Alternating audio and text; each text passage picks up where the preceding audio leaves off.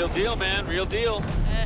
This is exactly what Cory and his 18-year-old daughter Claire were warned about. They were right when they said it was gonna rain in Manaus, because it's raining like hell over there. Whoa. Earlier today, locals tried to steer them clear. Is it? It was very bumpy. I mean, if you don't think we can handle it. I tell you, if I was by myself, there's no way I'd be going today. Well, we're going. Cory's an old hand at storm dodging. That is a huge cluster right straight ahead. We're running into bad luck here. But it's turning into an aerial obstacle course. There's another one over there. This is Claire's first time on a ferry flight, and she's never really been in any serious weather. So this is going to be a real eye-opener for her, because there's no getting around it. It's their first storm since leaving Uruguay 2 days ago to deliver the Beechcraft Bonanza to its new owner in North Carolina. They're almost at the halfway point, over Brazil, where storms are known to be fast and fierce. It looks pretty nasty up We're there. heading straight into quite a mess up here. You can get a wall of thunderstorms that can block you from the airport you're trying to get into, and they might be in your way for 3 hours, long after you've run out of fuel and crashed in the Amazon. The timing is pretty critical. This visibility is really dropping. With sunset closing in, Cory's got two options: turn back before they run out of fuel, or roll the dice and skirt around the storm. I might increase the speed, burn a little bit more gas. I think getting there in daytime is a little more important. And I don't know if there's kind of a break in here. Kind of doing a little slalom course through these guys, trying to shoot the gap a little bit.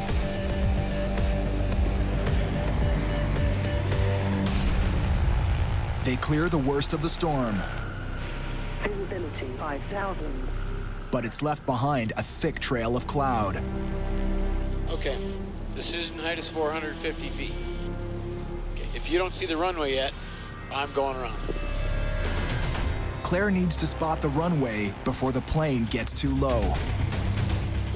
If I don't see the runway, I have to say that? Yes, decision height. Decision height, I don't see the runway. If I don't, to say that? If you don't, we die.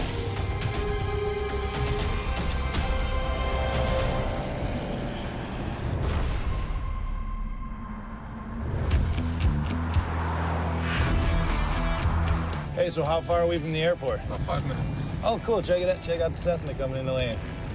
Very nice. We must be close. Brad and Stu have their own epic journey ahead. We got to check out this plane. It's been under heavy maintenance for who knows how long. We're flying this thing over 17,000 kilometers. They face a mammoth 14-leg trek across 3 continents and an ocean before touching down on the other side of the Canadian Rockies in Langley, British Columbia. This looks familiar. Where is our plane? Probably inside because it's not seaworthy. There it is right there. In my mind, I was expecting to see kind of a beat-up airplane. It's got new paint, that's for sure. Came around the corner, and it's really beautiful. Their ride, a 20-year-old Beechcraft twin-engine turboprop. How's it going? Hi there. Hey, are you Rick? Stu. Hi, Stu. Hey, I'm Brad. Nice to meet you. Hi, Brad. So this is it, huh? Looks Yeah. pretty nice, actually. You just get fresh paint. New paint interior, new engine on the left side. Very nice. Oh, wow. A lot nicer than the ones I've flown. A lot Yeah. nicer. In the ferry business, you're flying used aircraft, and sometimes these was laid around for years before they're actually flown. This one I was a little ding out of it already. We really aren't sure when the last time this aircraft was actually operated See just a little bit of spray here. and how it's been maintained. I have a question. Yes. What's up with the oil leak? We had a big fuel leak the other day. We sorted that out. It was fuel draining and leaking into the wheel well. One of the things about an airplane that looks beautiful, especially an older airplane, is it has no bearing on how mechanically sound it is. What's it been in maintenance for? It had an engine failure prior to the sale, so it needed a new engine. This plane hasn't flown for a couple of years. They got a brand new engine on it, so that's a huge, huge deal. How much time did this engine have on it? 0. Yeah. So this flight is the first one Yep. on this engine. I've done all the checks I can on the ground, but there's a few things that we can't really check properly, like pressurization, for example. We'll do all those tests in the air. And who's gonna go on this? Are all three of us gonna go? So I'll go in the right seat so I can help you with the radios, or you can do them. It's up to you. And I'll work the pressurization. Okay. Are you cool with staying out of the test flight, just letting me and Rick do it? It's got a new engine in it, had a fuel leak and leaking oil on the ground. I'm good for the first flight on the ground. So what you're saying is if we survive, you're happy to go in the aircraft? You know how to make me comfortable ever so nicely.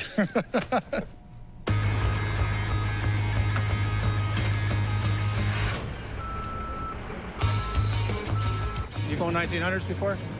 Yeah, I've been flying them for the last 5 years or so. All right, you ready for start? Yep. Okay, airspeed's alive on this side. Live here, 80 knots. Gear up, please.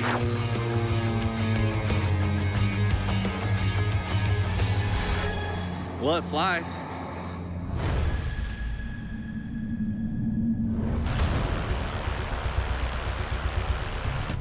Okay, you ready to bring the flaps up? I'll get the gear.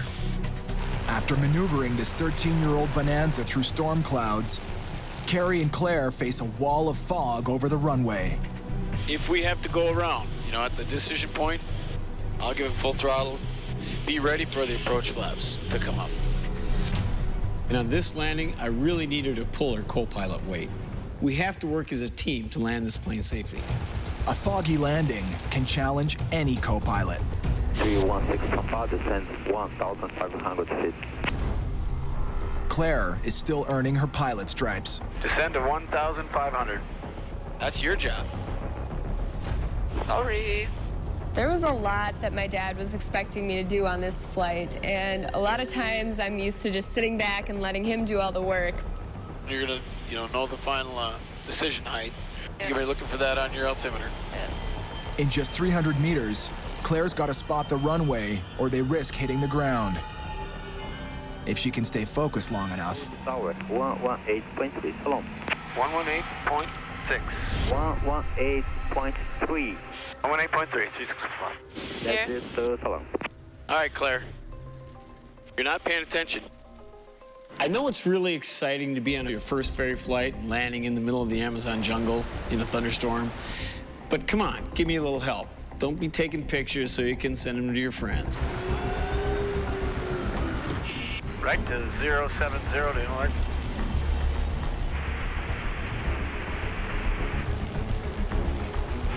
Vision altitude. Right on cue, Claire spots the runway. I have the runway.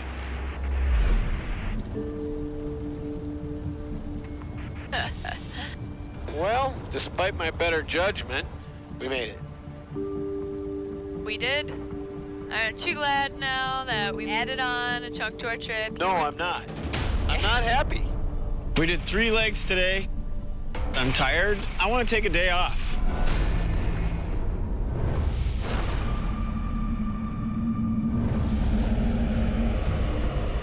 It's the first 3 minutes of life for the 1900's new left engine. Environmental failure. But it's the other one that acts up right away. We were climbing through about 8,000 or 9,000 feet, and the red light started going off. The cabin's losing air pressure. Our cabin is climbing at 2,000 feet a minute. Well, we're climbing faster than the aircraft's climbing. The cabin was, 10 or 11,000 feet, meaning we're running out of oxygen. Brad tries a reset. There's another one.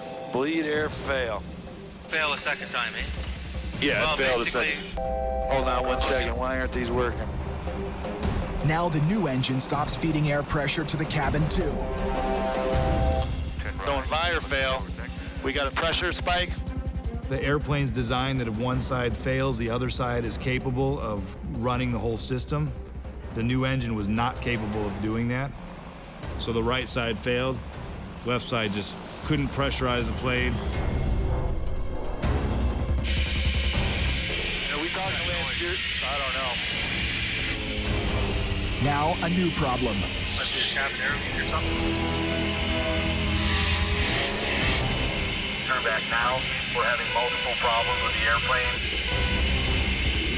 I can't hear anything.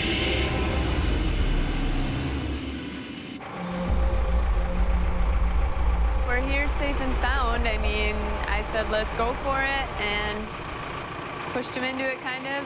And hey, we made it. It was fine. How much real?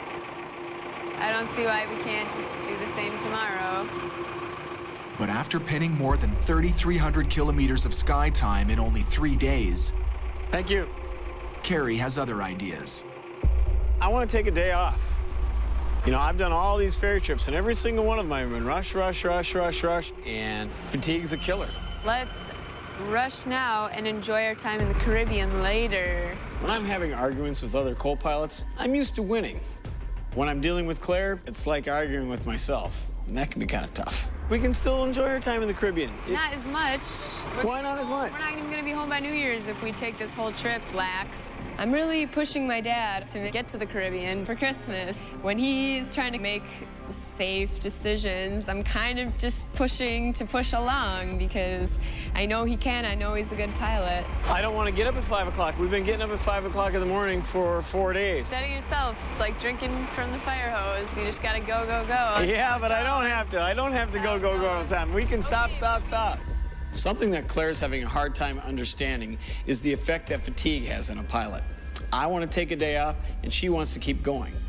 We'll see what happens tomorrow. Frustrating.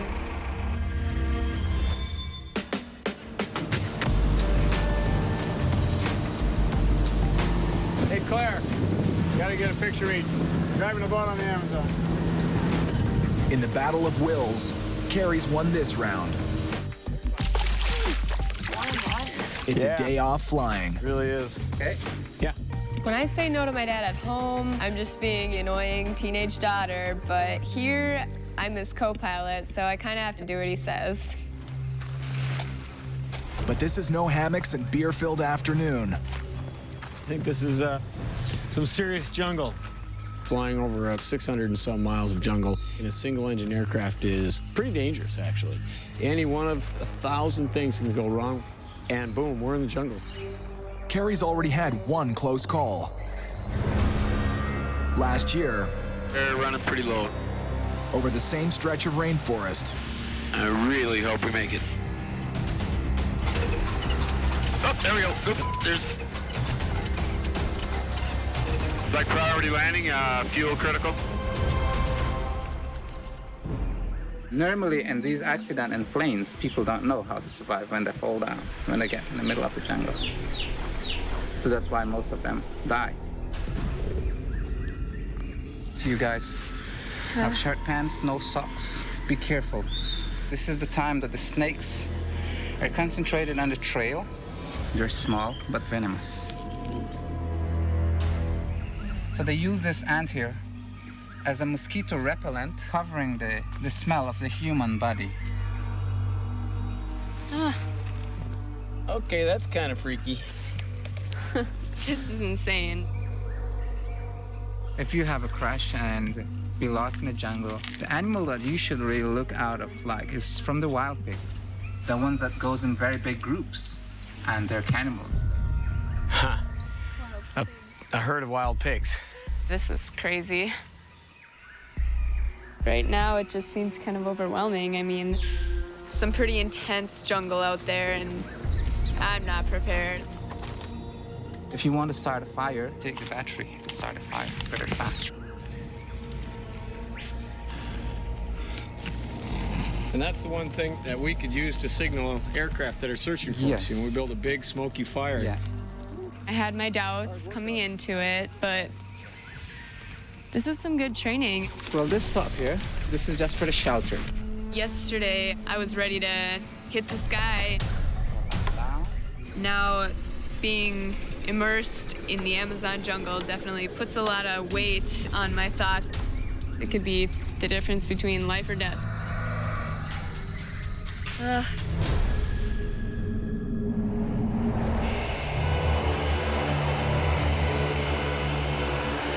From the intentions of your flight level 140. We're having multiple problems with the airplane. Brad needs to get this Beech 1900 back on the ground, fast. 60 meters, QNH 1024. Noisy as hell. Must be a cabin air leak or something. There's not enough air pressure in the cabin, This is here. Yeah, it's the window. so pressure pushing from outside the plane has popped open the vent window. Charlie, Uniform Whiskey, cleared for the left visual approach. The air leak drowns out air traffic control. I couldn't understand that. I can't hear nothing. Land Syria, sorry about this. We're having real time hearing your instructions. Could you say again? Charlie, Uniform Whiskey, cleared for the left visual approach. Runway 06 left. Okay, descent checklist, please. 3 green, final flaps clear to land, props forward, yacht amps way, runways clear. Looks like we'll be doing this again tomorrow. Yes, it does. All right, runways made.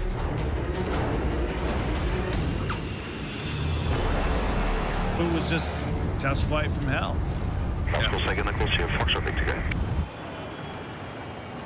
How's it going? We got a couple issues. The right bleed failed, and we got an incredible amount of noise from the co-pilot's vent window. I'm more concerned about the environmental fail. Yeah. Any airplane should be able to, if one bleed air fails, the other should carry it, and it didn't. Do you think it was the bleed not adequately pressurizing? The pressurization deal is a no-go item for us. We can freaking go low, but we're gonna run out of gas halfway there. Not being able to go up to altitude is going to make it so that we can't burn our fuel as efficiently. We won't be able to get it all the way across the ocean to Canada. We can't go without that. It's gotta be sorted. It has to be. Well, it depends on what the failure is and what parts availability is. We're in South Africa and can't get the parts. Yep. Worse, only Brad is certified to captain the 1900, but it comes with an expiry date. I haven't been to school for this airplane for a year, so on the last day of the month at midnight, wherever this plane is, I'm a pumpkin, I can no longer fly it. So we have to get this thing delivered. Frustrating. So ready to go. It's got to get fixed tomorrow.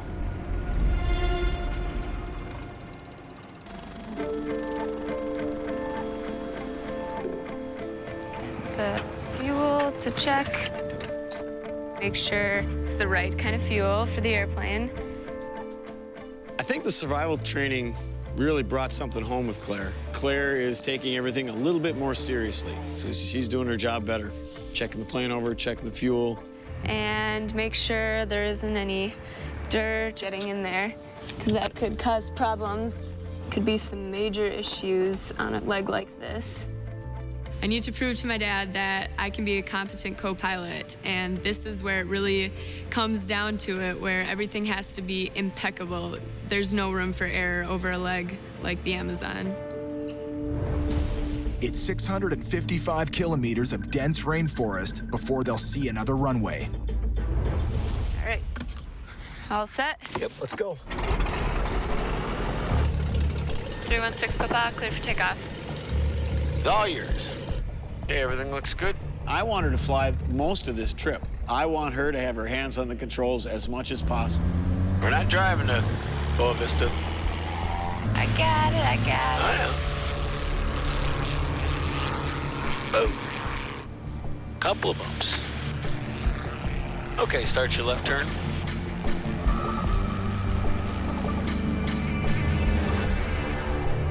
So you're gonna concentrate most on your artificial horizon. Concentrate on your heading in your... Trying, it's just... I know. Right after takeoff, I left Claire on the controls to see how she would do, give her some practice flying on instruments. Just listen. When you're going through these clouds, just stare at the artificial horizon. I know, Dad. I know you know. Watch these birds. Every minute of experience she can get at this stage of her career is like gold. A quick glance over here, seeing you're 10 degrees off. Most pilots die within 90 seconds of flying into clouds unexpectedly if they've had no instrument training. A little correction, easy corrections. Mellow up, mellow up. Now you're overshooting. Now you've overshot it. Go back. Dad, I've got it. You gotta listen to me when I'm trying to teach you something. Okay, let's hang a hard right. Carries a backseat driver. No matter who shares the cockpit. You need to have your speed under control. That plane. He's grabbed control from Cory. I don't like to put flaps down and then have to add power to overcome the drag of the flaps. Lectured Marcio. Sure you want full flaps? Easy. And barked Stu through a landing. But now, he's met his match. Need to go a little bit. Oh, 10 degrees, I know. Hold my altitude. Attitude, but you don't want to drift.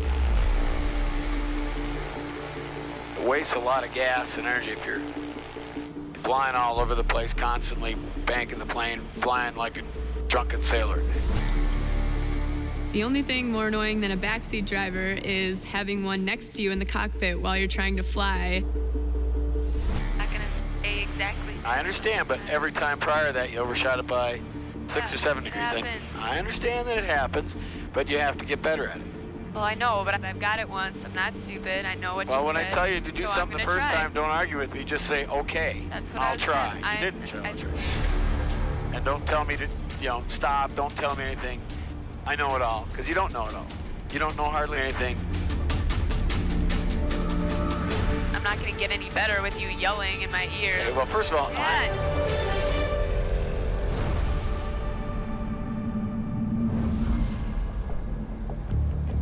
Hopefully he's got some sort of news.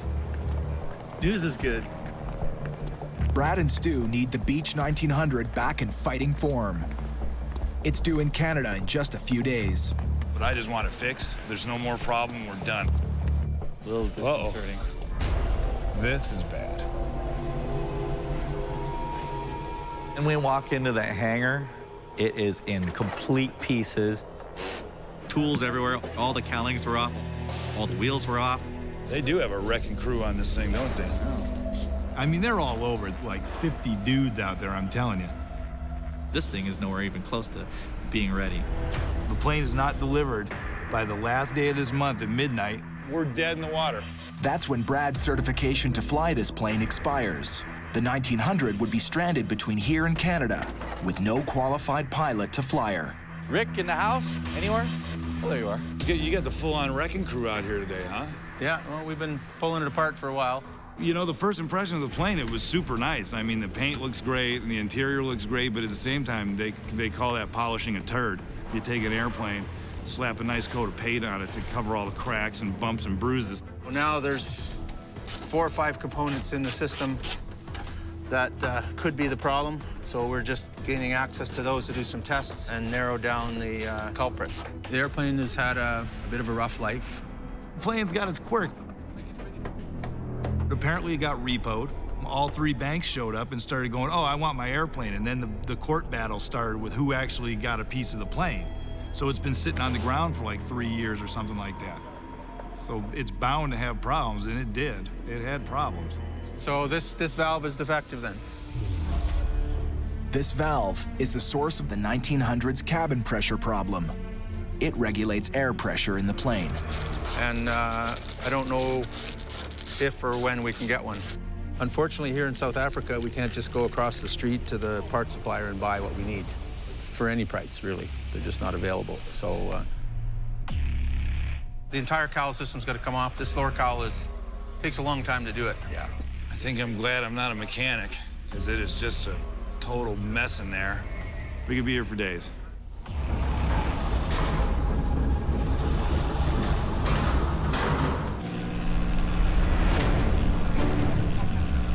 Dad! Listen to me. Minor corrections. When you're in the clouds, you don't bank that hard. She was being way too aggressive on the controls. Classic rookie instrument pilot mistake. Now stop your turn. You're going to overshoot it again. There you go. By 1 degree. Now you've overshot it. Go back. Dad. I've got it. I'm not gonna let my dad boss me around, that's for sure. I mean, I'm pretty stubborn too, you know, just like him. He hasn't been this bad since he taught me how to drive.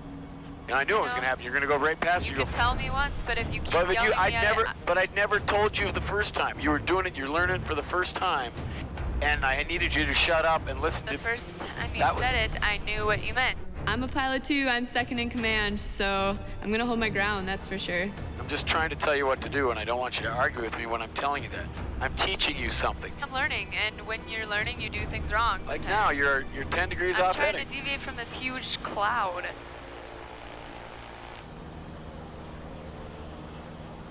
Okay, then. When I thought about it for a second, she was actually doing a pretty good job for the conditions we were in. You're doing pretty good, actually, Claire, for someone who doesn't have an instrument rating. Well, thanks. You got this way faster than I did. I mean, your first real instrument flying, actual conditions, most people learn under a hood, not over the Amazon. She did a great job. Double gun.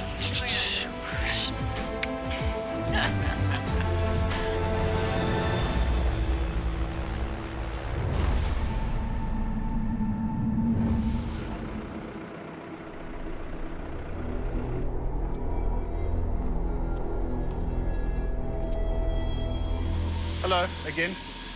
You're back. Yep. You got it? Yep. It was a bit of a battle to get it out, but yeah, bureaucracy. Those parts that we thought would be so hard to obtain in Africa were across the runway. It's right over there, off another plane, just like this. It looked pretty serviceable.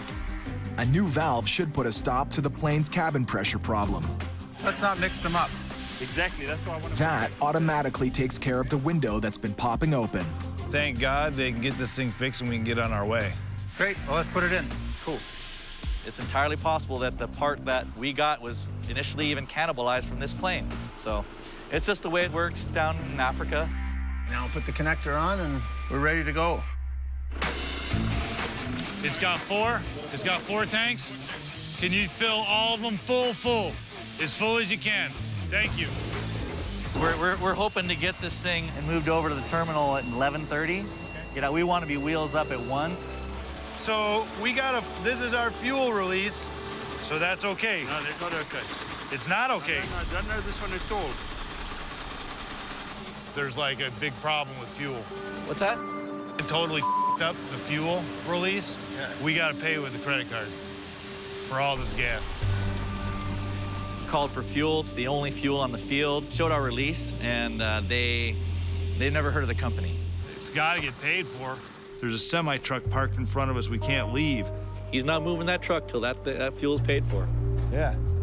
The boss, Cory Benson, set this flight up all the way from Utah, but here we are, thousands of miles away, trying to deal with problems that he can't even see. Normally, Cory would give us like 10 grand, and I asked for 10 grand. He's like, no, don't worry about it. Don't worry about it, man. We'll have all the fuel covered. You just sign for it. Brad is highly irritated by it. You don't want to give us the tools to make things happen. Whatever. When things don't go his way, he lets someone know about it immediately. Hey, what's going on? We just put a boatload of gas in the plane, and we have no way to pay for it. What do you mean? You guys had sent us a fuel release, and the company doesn't exist on this airfield. I spoke with the driver, and I said, hey, man, this is our release. He said, don't know who these guys are. You gotta pay with a credit card or cash, and we don't have it. How much fuel is on board? Are they clicking this off in liters or in gallons? Liters. Liters. In hundreds of liters. No, I'm not putting $3 grand on my credit card. I mean, it's not my responsibility. The domino effect, if we leave late, is massive. We get delayed 2 hours for fuel. It's not just we're arriving late and getting to the hotel late, messes up customs. You see what I mean? I'll get it fixed. 5 minutes tops. It's fine. Whiny little bastard. They got to fill out a form and send it to Europe. Europe's got to manually fill it out by hand and then fax it to these guys. These guys got to get the fax and then say that it's good or not. He claims it'll all happen in 5 minutes. I think it's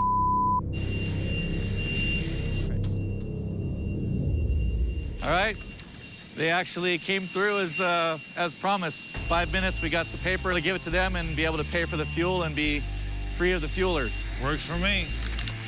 That one works? That's it. Thank you. Pull the chocks, kick the tires, light the fires. This first 1,500-kilometer leg from South Africa to Malawi will be the acid test for this overhauled plane. And a new pilot matchup. All right, you know what a 1900 looks like, don't you? First one for me. Up until now, I'd never actually put my hand on a Beech 1900 as a pilot. I certainly hope that I can meet his expectation. We've never flown together. If you see anything you don't like, tell me. I won't be hurt about it, and I'll do the same for you. And we'll go from there. We're going in totally dry. We'll see how it goes. I have no idea how he talks on the radio, how he flies. You ready? Get the hell out of here. Yeah, faux show. Charlie Golf, uniform whiskey. Clear to take off to 8,000. I don't think you're transmitting. Uniform whiskey, squawking, what was the squawk again? 673? 734. Okay, Papa Golf. I got uniform whiskey, you're at least the subject I for traffic inbound, sir, listen up. Okay. Just say again. Say again for uniform whiskey. You gotta cue your mic. Keep hitting the wrong one. We gotta tighten up this radio work. It's a little rough. Yeah. Going on. When you're in an aircraft that everything is forward, you're like, all right, everything kind of goes. Yeah, I hear you. That goes, takes a step back, but it's all good. I have tons of time. And there was a lot of excuses going on, you know, about, oh, it's a new plane. And it's like, yeah, but talking on the radio, it doesn't matter if you're in a Cessna or a 747. It's press a button and talk.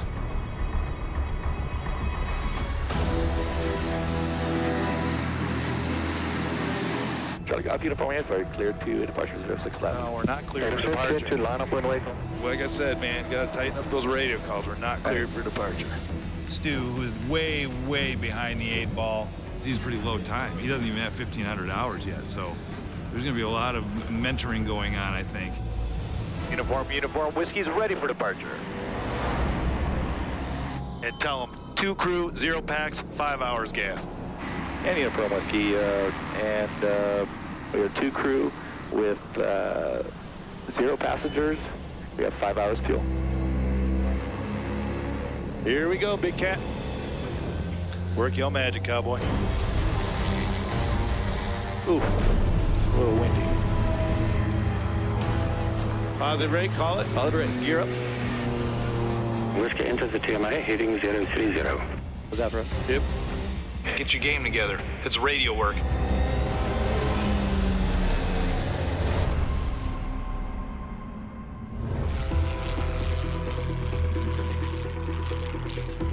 Ready for descent to Boa Vista? Claire is also cutting her teeth landing an unfamiliar plane. So Claire, what do you think? You ready to land the big old beast? Yeah, I'm ready. Get at me, landing. Claire's probably a little nervous about landing this plane because it's bigger and faster than most everything that she's used to landing. See, and you're gonna land, I'm putting my shoulder harness on too. Ah. Landing an airplane can be one of the trickiest parts. The real test comes when you have to actually come down and make contact with the earth. Boy, you don't want to screw this one up. There's some mountains down there, some big old hills. Like right into that cloud. And Gonna put us right into bumpy bumpies. Boom, there's one. 316 Papa has runway in sight. Okay, your plane. 3 green. You're okay now. Come up. Pull back. There you go. Put some power in. You're gonna need power. Pull back just a little bit to get her speed. Give it just a little bit more gas. Don't let it sink. Come on. Put your hand on the throttle. The Bonanza is a heavy airplane. She was having a hard time holding it back with just one hand, so she took her hand off the throttle, grabbed the controls with both hands.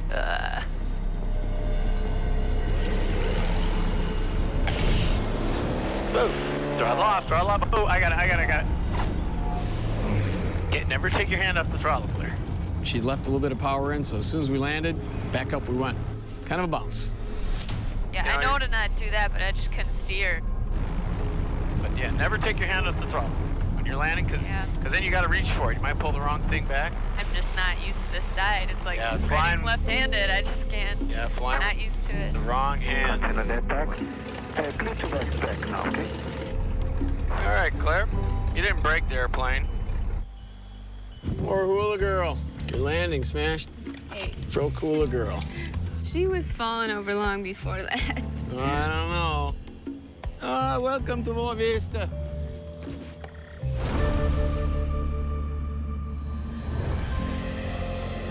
Think 817, maintain 1000. This is the highest this plane has been in 3 years. Yes, it is. And it's fast in 3 years. After a rough start, Brad and Stu are finding their feet as a team. Sierra Foxtrot Victor. I think I surprised him a little by basically failing on the radio, but then he definitely surprised me by getting over it just like that. Said, hey man, you want to take it the whole way? Really? We kind of took off and immediately was like, you want the controls? I'm like, yeah. I'll help you out like this, boom, give you a heading bug. There were some concerns on this flight, but at the same time, it's the first time he's ever been in the 1900, and I was a little hard on him.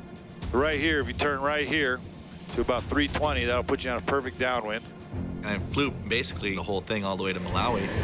Uniform approach, clear the final 14, report final.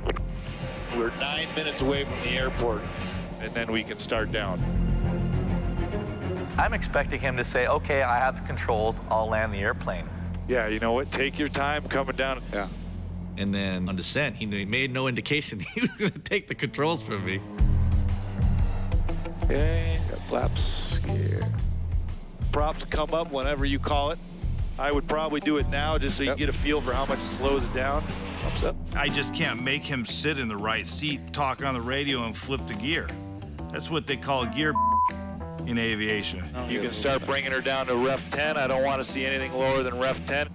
He ain't gonna learn anything being my. Okay, we're getting a little slow. Look at your powers, they dropped off, so bring them back up. One of the things that I appreciate about Brad is the fact that, you know, he's going to allow me to learn. Whereas I've definitely flown with some people that are like, oh, I got it. All right, runway's right there. Yeah, looks like it. 3 green, final flaps, clear to land, process forward, yaw amps away, runway appears to be clear. You are just about ref, and we're high, so maybe bring that nose down a skosh. There's a lot of pressure when you're landing an airplane, especially a big one that you've never landed before. Keep feathering off the power, all the way down. Heels on the floor. Looking good. Start pulling the power slowly, because it's gonna sink like a rock. That was awesome. That's pretty smooth. Cool. Dude. Did it. We did it, and you did it, man. That was a pretty good first landing, I'll tell you what. And then doing it in the airplane instead of a simulator. Landing it smooth, especially the first leg, first time with Brad, it was a huge confidence booster.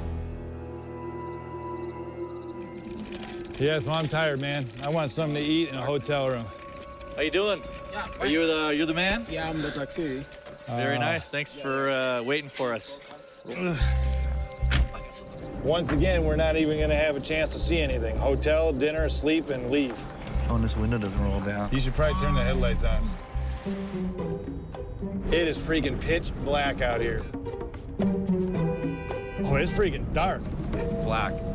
I think he has candles in the where headlights would go. I'm a little scared. You see that? Look at this dude in the middle of the lane. It's a human being. No kidding. I know. That's why you need new headlights, man. We're gonna kill somebody. Did something just run across the road like an animal? I think I just saw a puma. What the hell? This is the Malawi Autobahn right here. Worse than any dangerous flight we've ever done. Riding in a Malawi taxi cab. Oh my God, where is this hotel? If I thought that this taxi ride was surreal, it was really just preparing us for what was at the end of the ride. Sweet. I have a jacuzzi in mine. What's in yours? I think my shower curtain is covered with blood. Holy mama. Is this the Bates Motel? It's a crime scene. I'm gonna have to shower with my boots on, for God's sakes. I think this candle has seen more exciting days. This is badass. It's a crappy hotel, but at the same time, someone's paying us a large amount of money to move their airplane. They're not paying us to sit in 5-star hotels and eat lobster dinner with pretty girls. You know what I mean? I cannot wait to have my bed bugs tomorrow.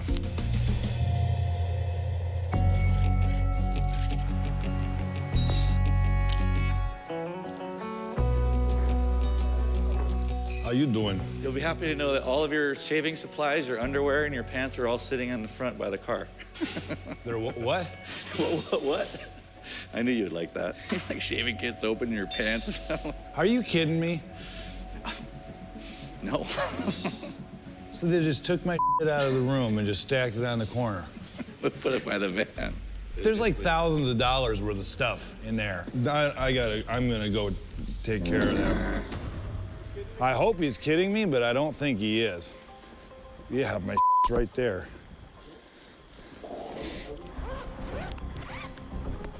My wallet's gone. My driver's license. My passport. What is going on? Me. I seriously don't know if this is a joke or what. I mean, seriously. My wallet's gone. All my credit cards, I have no cash. If I don't have my passport, I'm doomed.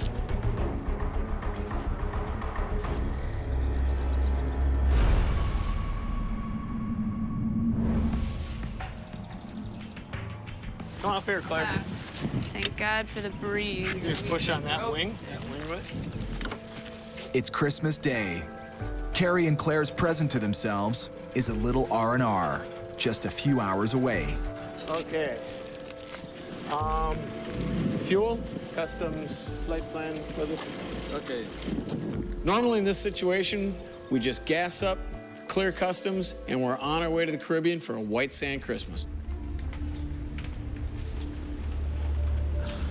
No, you're kidding me. That's when we ran into trouble. Customs is closed on holidays.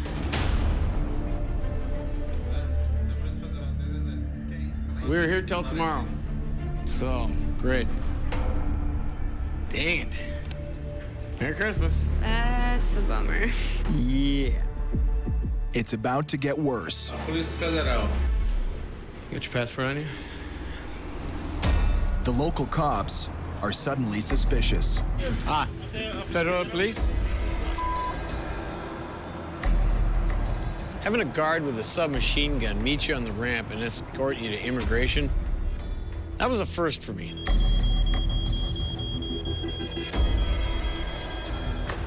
Yeah, this is just the cherry on top of my Christmas cake today.